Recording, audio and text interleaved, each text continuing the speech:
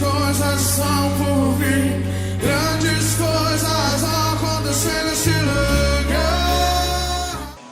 Para de alguma forma ensinar alguém, é importante nós saber que primeiro nós aprendemos, e por isso, por ter aprendido, é que nós temos a autoridade de ensinar alguém. Porque é muito fácil eu pegar aqui uma palavra de exortação, é muito fácil eu pegar aqui uma palavra de confronto contra a tua vida e eu não me sinto confrontado por essa palavra. É muito fácil isso. Então, quando eu digo aqui, deixa eu ministrar algo que Deus ministrou ao meu coração, à igreja. Então, antes de ministrar a você, antes de ministrar a igreja, Deus primeiro ministrou em mim. E se a palavra não tiver feito efeito na minha vida, ou na vida do pregador, ou na vida de quem está exortando, ou na vida de quem está falando, não temos autoridade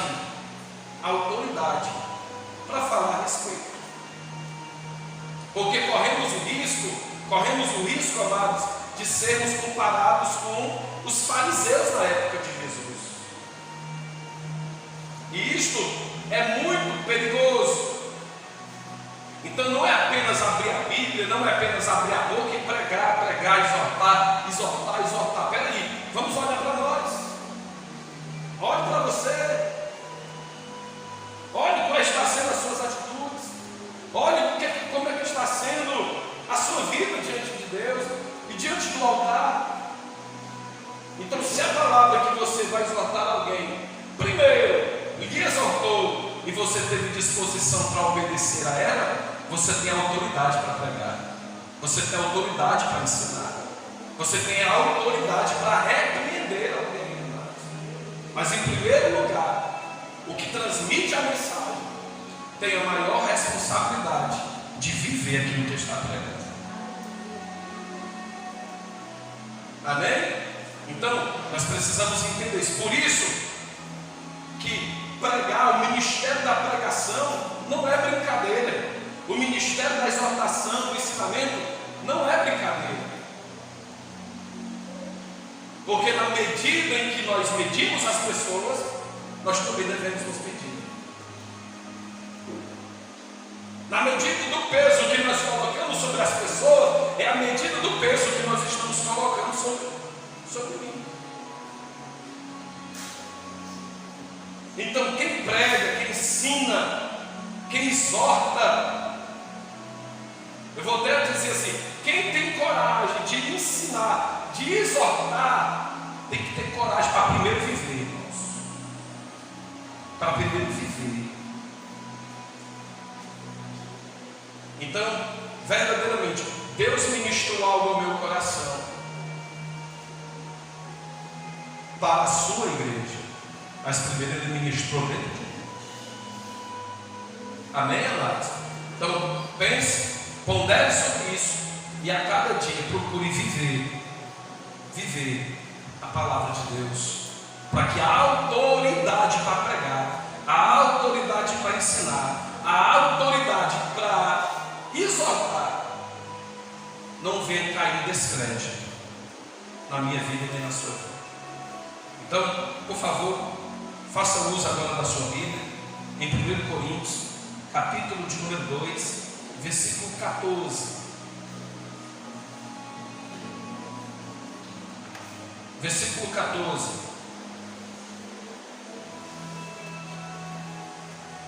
Eu quero falar nesta noite, querido,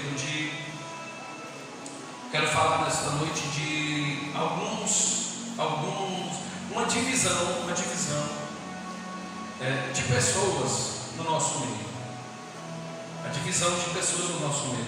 A divisão, e são duas essa divisão. Existem dois homens no nosso meio. No sentido geral, quando eu falo homens, ele está abrangendo homens e mulheres. Tá bom? Então existe dois tipos de pessoas no nosso meio. E está na leitura que nós estaremos repetindo nessa noite, o versículo de número 14, que diz: ora, O homem natural não compreende as coisas do Espírito de Deus, porque lhe parecem loucura e não pode entendê-las, porque elas se discernem espiritualmente. Mas o que é espiritual discerne bem tudo, e ele de ninguém é discernido. Então, dois tipos de pessoas que estão dentro das igrejas: o homem natural e o homem espiritual. O homem natural não entende as coisas espirituais, porque é carnal. E as coisas espirituais, queridos, só são discernidas pelo Espírito Santo, espiritualmente. Interessante que até para nós ler e entender a palavra de Deus, é necessário a pessoa bendita do Espírito Santo, para que nós venhamos entender. Todo homem carnal que não tem o Espírito Santo, todo homem natural que não entende as coisas de Deus, que leram ou procuraram ler a Bíblia, acabaram criando para si falsos ensinamentos, heresias, entendendo errado, compreendendo errado. Mas por quê? Porque não tem o Espírito Santo de Deus. Diferente do homem espiritual, irmãos. O homem espiritual discerne as coisas de Deus, porque as coisas de Deus, e inclusive as Escrituras Sagradas, elas são discernidas espiritualmente. E nós precisamos nesta noite compreender em qual categoria nós nos colocamos, estamos inseridos. Devemos olhar para nós mesmos e ponderar dentro de nós: eu sou um homem carnal, eu sou um homem natural, ou eu sou um homem espiritual? E é isso que eu quero ministrar nesta noite, aleluia, e peço a sua total atenção, que você faça uso da Bíblia, glória a Deus, para que nós venhamos assim acompanhar as referências a qual, louvado seja o nome santo do Senhor, a Bíblia tem aqui para nos informar. Tá bom? Então eu gostaria que você, por gentileza, abrisse já a sua Bíblia em 2 Pedro, capítulo 2, versículo 12.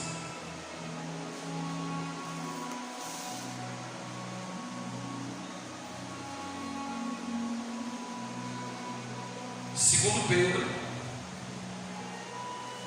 capítulo 2 e o versículo de número 12. Olha o que a Bíblia fala.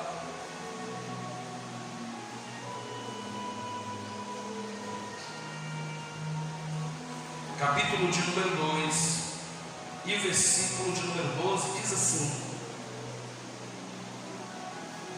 mas estes, como animais irracionais, que seguem a natureza,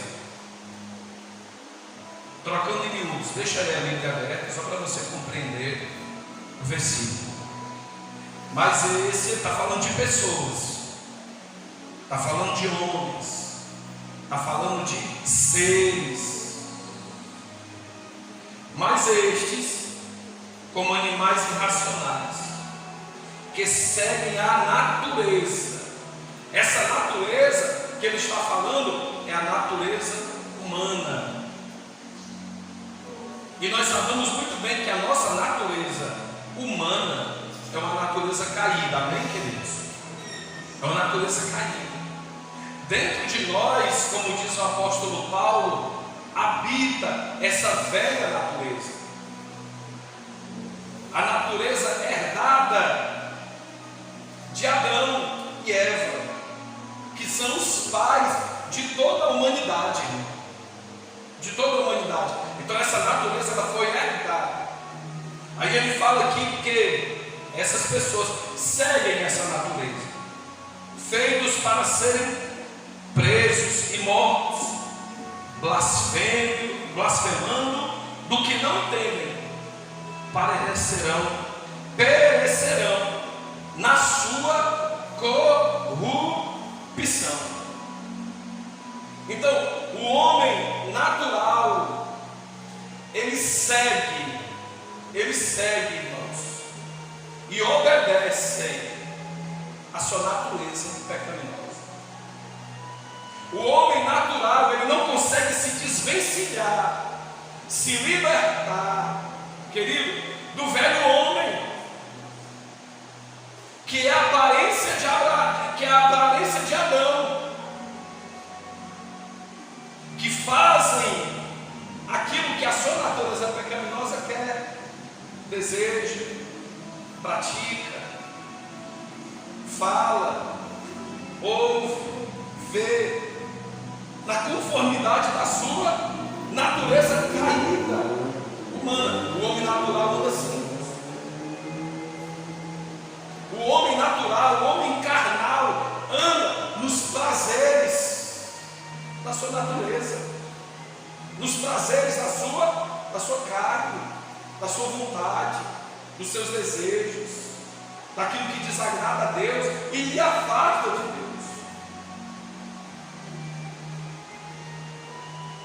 Observe algo também que eu quero estar lendo para os meus irmãos, que tal pessoa não tem o Espírito Santo. Romanos, abra a Bíblia por favor, Romanos, capítulo de número 8, versículo 9.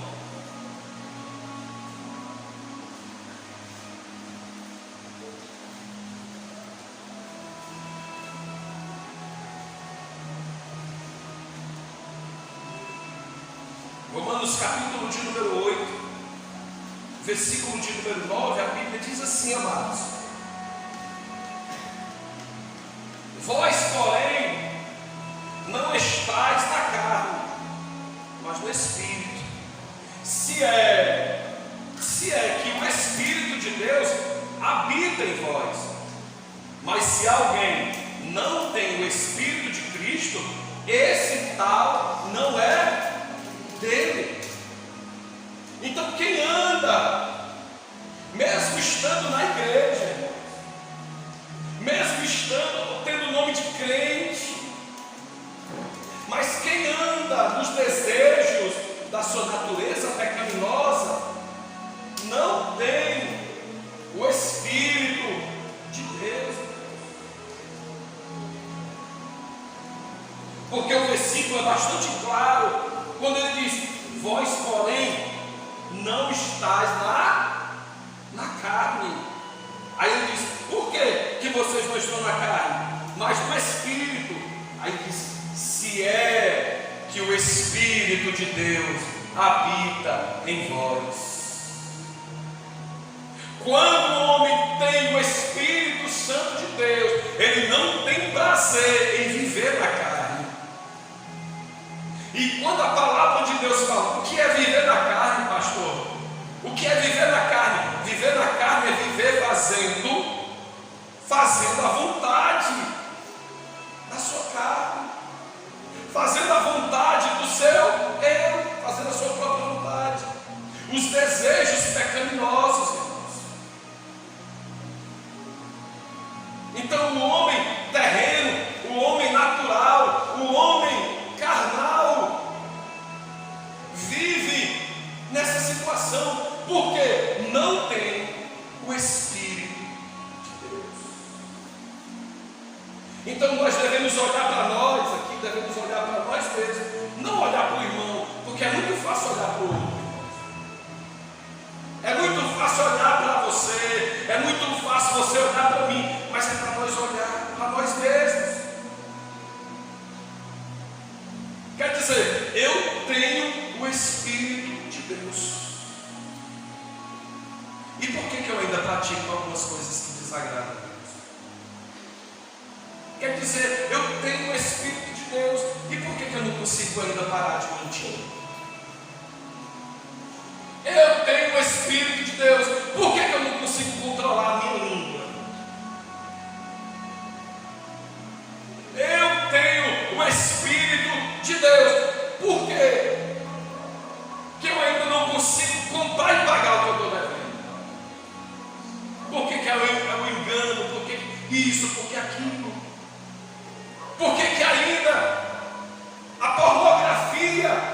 me prende?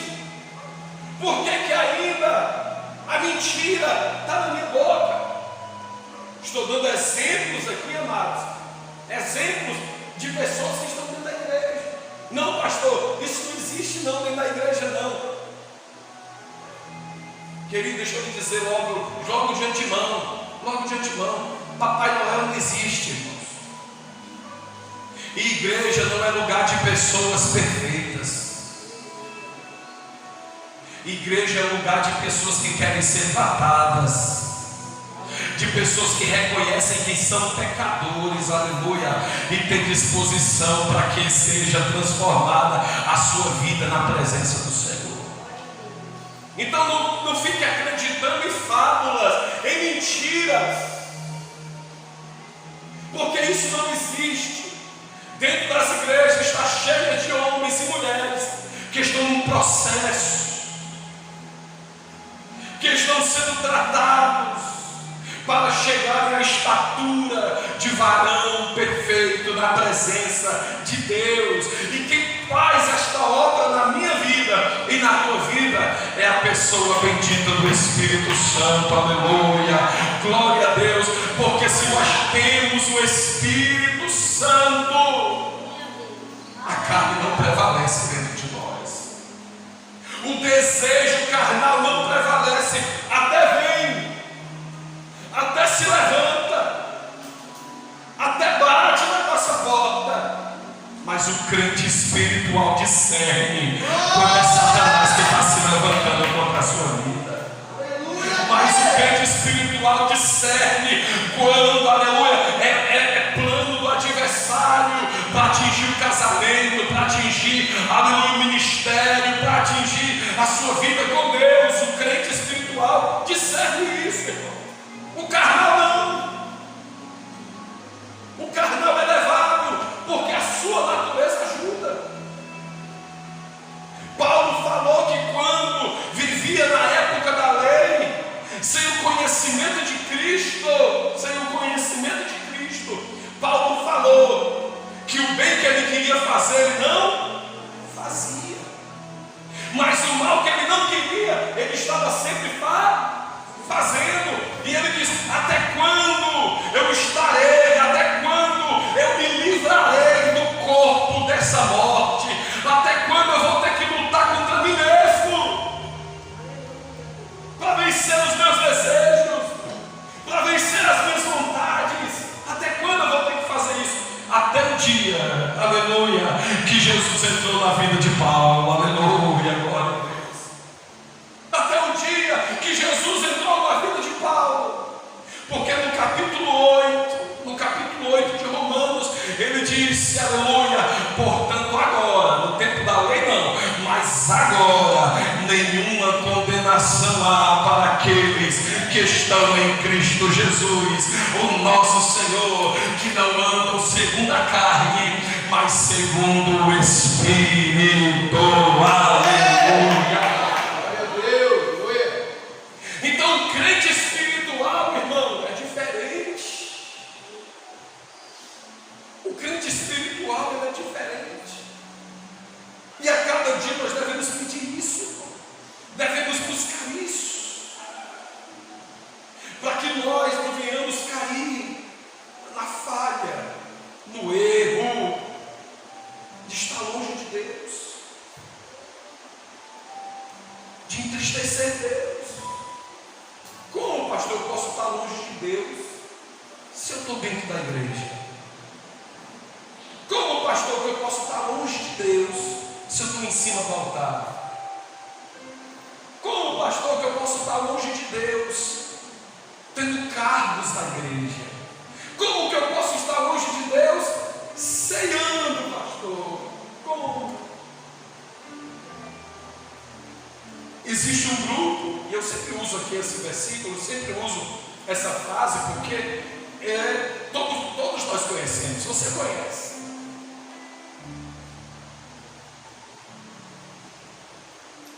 Naquele dia, no grande dia, no dia do julgamento, no dia do juízo do Senhor, um grupo de crentes carnais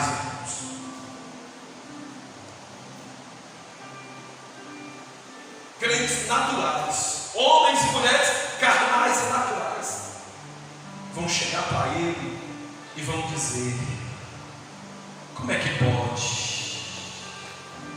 Eu preguei, eu curei, eu profetizei, eu estava ativo. E vão ouvir abertamente do Senhor: você estava fazendo tudo isso, mas você estava tão longe de mim que eu nem te conheço. Aparta-te de mim. Querido, isso é muito sério, querido. Isso aqui é muito sério para que nós, amados, como igreja, venhamos estar servindo a Deus, não em vão, queridos, mas estar servindo a Deus em espírito e em verdade, aguardando o dia da nossa redenção, aguardando o dia da libertação total e completa da nossa natureza pecaminosa. O Espírito Santo já está fazendo isso. O Espírito Santo já está operando isso na minha vida. Eu acho muito bonito uma palavra sobre Labão e Rebeca, a esposa de Isaac. Acho muito bonita essa história.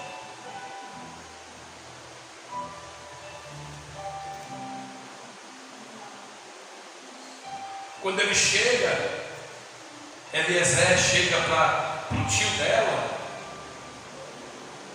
e diz assim: o meu Senhor está te esperando. Eu vim aqui com a missão de levar você para ser esposa do meu Senhor Isaac. E quem me mandou aqui foi Abraão. E eu vim aqui para te buscar. Olha que coisa maravilhosa. Ele passa ali uns dias, ela prepara as suas coisas. Eliezer disse: chegou a hora, vamos. A autoridade da casa, daquele lugar, o seu familiar olha para ela e diz: Rebeca, tu vai mesmo com esse homem?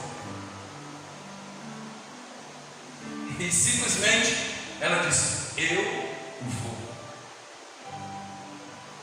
Agora deixa eu mostrar para você que aqui é uma figura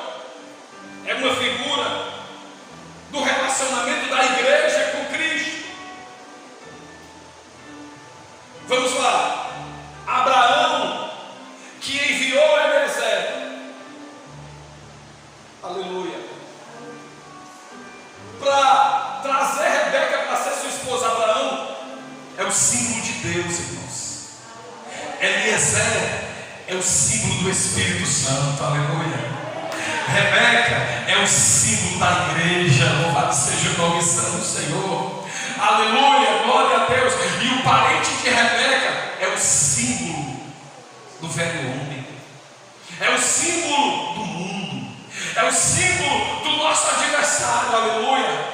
Mas só que nós, como Rebeca, o mundo querendo nos abraçar, o mundo querendo nos prender aqui, nos tirar aqui, todo dia nos pergunta: você vai mesmo com esse homem? Aleluia. Você vai mesmo para esse homem? Você vai mesmo com este homem? Você vai, aleluia, mesmo para o céu? É isso mesmo que você quer? E nós, como Rebeca, devemos responder: sim, aleluia. Eu vou com ele, aleluia, ao encontro do meu noivo, ao encontro do meu Senhor, aleluia, glória a Deus. Essa deve ser a nossa determinação, amados. Glória a Deus. Essa deve ser. O mundo não pode me prender aqui, irmãos. E quando é que o mundo me prende aqui? É quando eu mesmo me agarro com ele. Eu mesmo me agarro com ele. Pastor, como é que eu me agarro com o mundo? Abra sua Bíblia.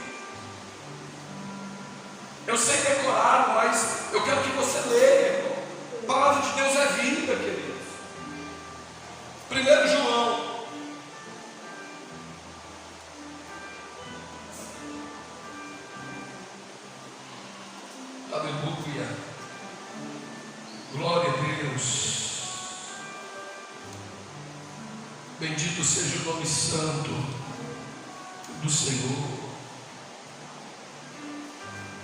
Oh, aleluia.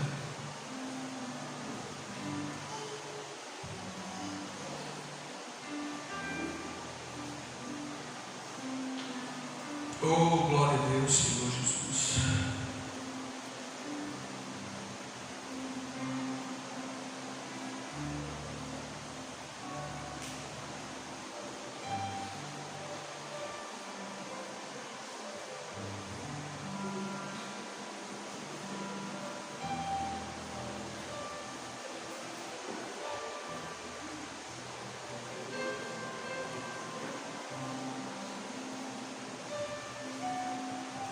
Capítulo de número 2, o versículo 15 em diante. Olha isso, como é que você se agarra com o mundo? Como é que você se engorda com o mundo? Amando ele.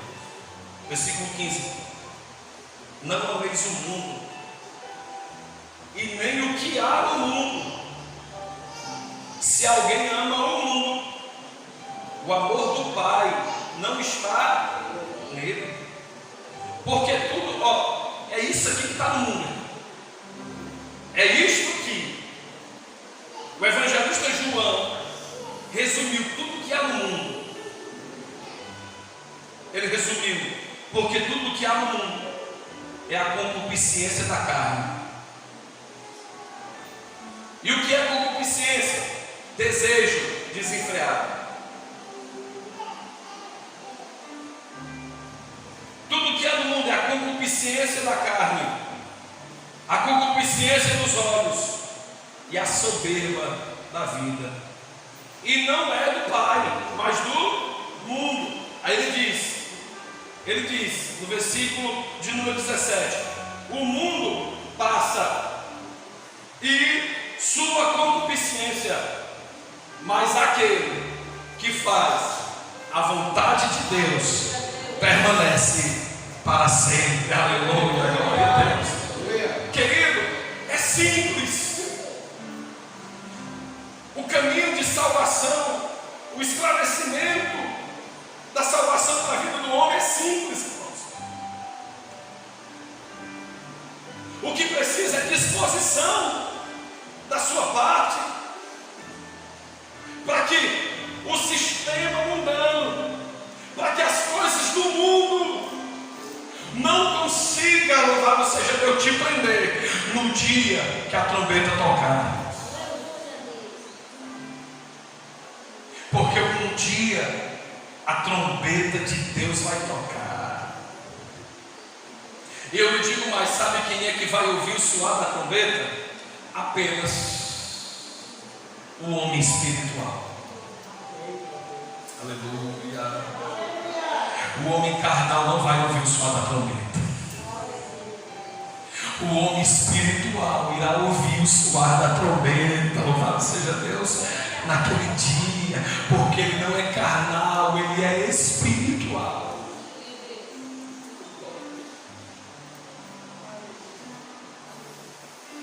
Bendito seja o teu nome, Senhor.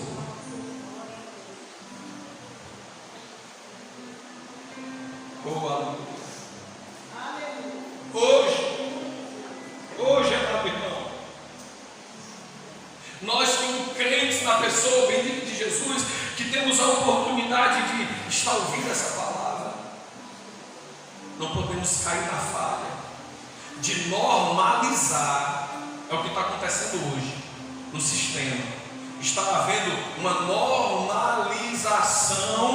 normalização dos princípios bíblicos, dizendo que os ensinamentos do apóstolo Paulo não são para a nossa época, não são para o nosso tempo, porque o povo que habitava no tempo do apóstolo Paulo era diferente do povo que habita nos nossos tempos. A cultura era outra, o povo era outro, o pensamento era diferente. A nossa cultura hoje não, é outra cultura. Então essa palavra não se aplica a nós, porque a cultura de hoje abriu para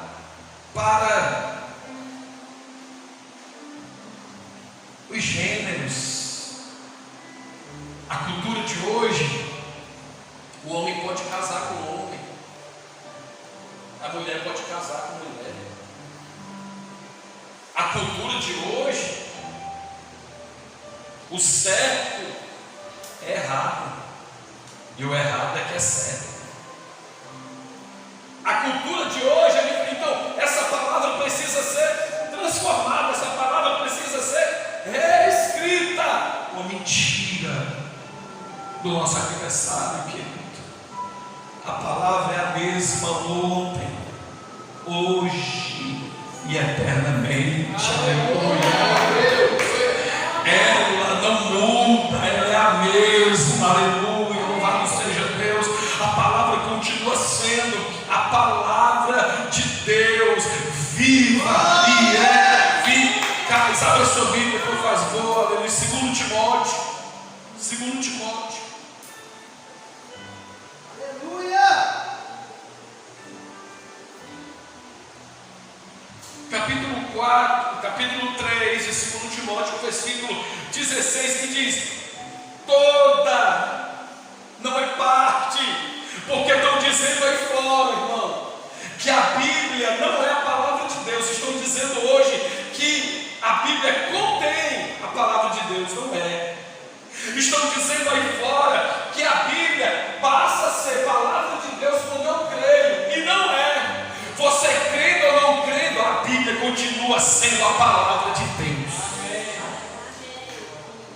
A Bíblia não contém a palavra de Deus, a Bíblia é a palavra de Deus. Então olha, a palavra de Deus, toda a Escritura é divinamente inspirada e proveitosa para ensinar, para repreender, para corrigir, para instruir em justiça. Versículo 17: para que o homem de Deus seja perfeito e perfeitamente instruído para toda boa obra. Aleluia.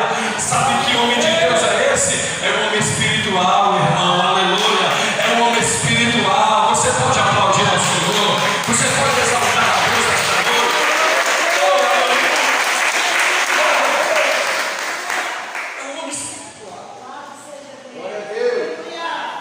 Oh, aleluia.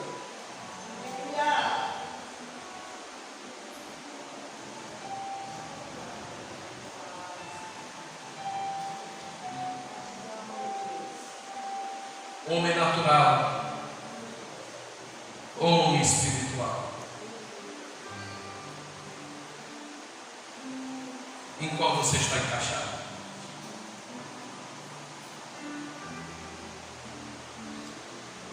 Pare para pensar sobre isso e leve isso para a sua vida até a volta de Jesus. Leve isso para a sua vida. Atitudes do homem.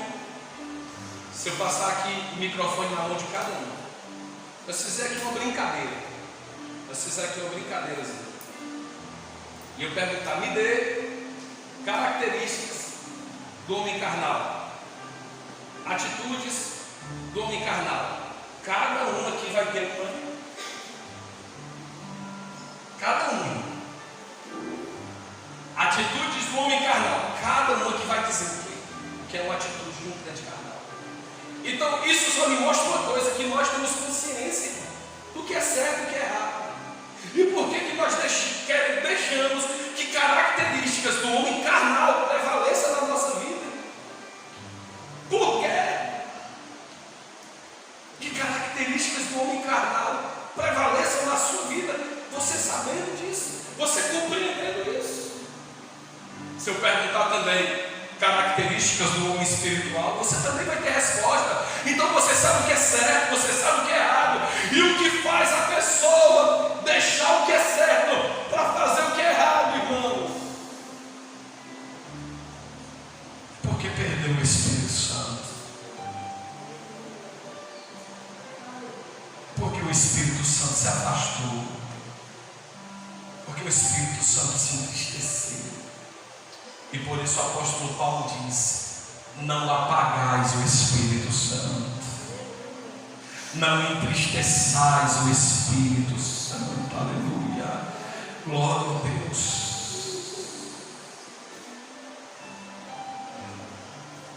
Vamos lá. Eu faço a pergunta e você responde. Mentir é característica do homem carnal ou espiritual? E por que mente?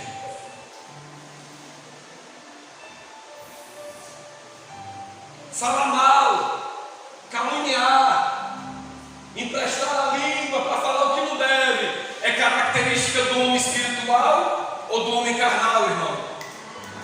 E por que fala? Por que fala mal? Por que usa a língua para aquilo que não agrada a Deus? Por que usa a língua para falar mal?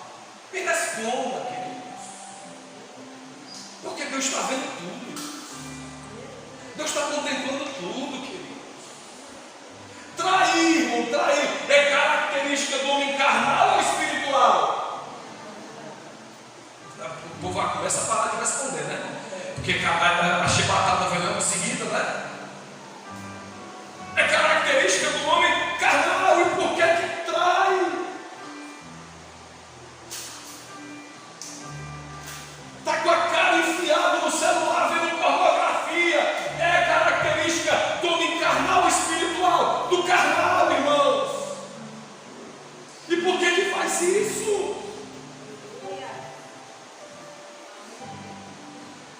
Oh Deus. Oh Deus. Cantar a mulher dos outros é característica do homem carnal ou espiritual, irmão? Do carnal. Então por que faz isso?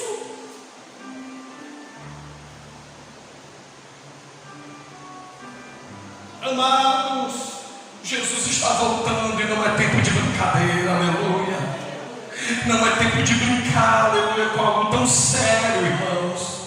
Não é tempo de brincar com a nossa própria vida. Não é tempo de brincar.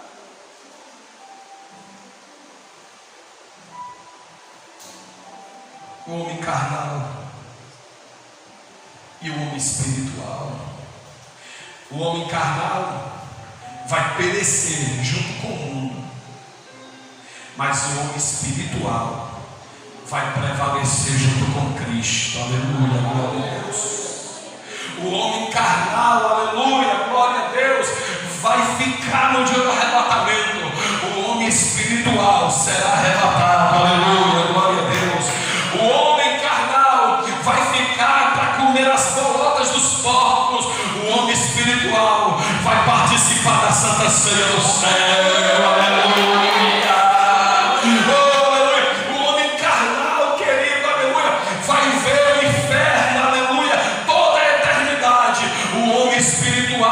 Contemplará a eternidade com Deus para sempre. E aonde é que você quer se encaixar?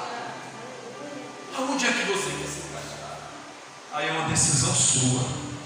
Eu quero é Deus na minha vida. Aí é uma decisão sua, mas eu quero ir para o céu. Que você também tome essa decisão.